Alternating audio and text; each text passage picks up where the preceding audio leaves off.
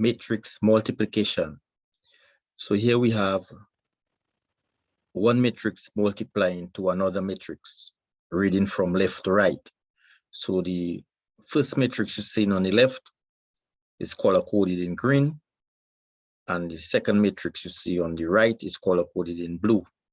So therefore now, when multiplying matrices, you must link two important words, first and row, or first matrix and row. Row of the first matrix and column of the second matrix. So never forget that. Okay.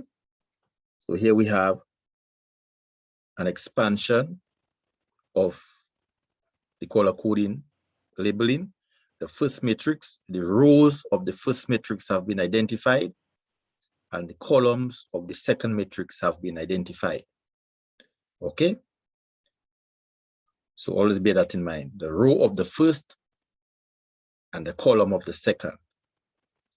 Now, to determine if two matrices can be multiplied, you must deal with the elements of the row of the first. So you count the elements of the row of the first, 1 and 2. For example, -9 and k. One row is sufficient, or D and 9, sorry. Okay, so the row of the first matrix has 2 elements. Then you move on to the second matrix and you identify the column and you count the elements in the column of the second matrix. So you have a 1, 2, 3, and a 7. So therefore, the column of the second matrix has 2 elements. So therefore, since the number of elements in the row of the first matrix is equal to the number of elements in the column of the second matrix, we can conclude that multiplication is possible.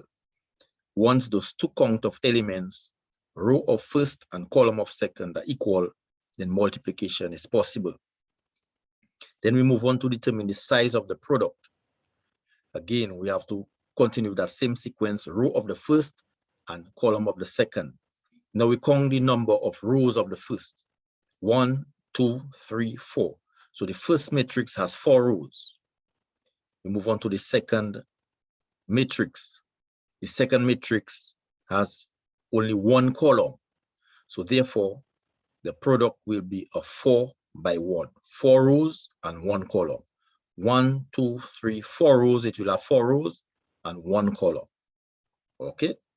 So we expect to get a 4 by 1. 4 rows and 1 column. So let's move on to the multiplication process. So now, to multiply, to actually do the multiplication, we have to realize that -9 matches with 3. -9 is the first element in the row of the first, and 3 is the first element in the column of the second. K is the second element in the row of the first, and 7 is the second element in the column of the second. So -9 matches with 3, and K matches with 7, and we have to do a product sum. So here you have it, -9 times 3 plus K times 7. Okay, you multiply each element in the row of the first matrix to its corresponding element in the column of the second matrix. You add these products. This product sum must be done to obtain each element in the product answer. So we have to do a product sum. Here's one example, -9 times 3 plus K times 7. We move on to the second row of the first. You have a D and a 9. D matches with 3, 9 matches with 7. D times 3 plus 9 times 7. We move on to R and X. R matches with 3, X matches with 7. R times 3, X times 7. R times 3, X times 7. Then we move on to -1 and -3, the fourth row of the first. -1 matches with 3 because it's the first and first, second to second. -3 matches to 7. So you have -3 times 3 plus -3 times 7.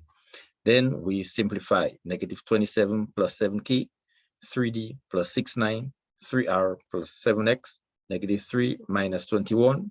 And that's the only thing we can further simplify. -3 minus 21 is -24. So even though you are seeing expressions, because we cannot get numbers yet, because these are letters, this is actually one element. The -27 and the 7x plus 7x is one element. It's just an expression. So you have to get accustomed to that. As seen, the product is really a 4x1.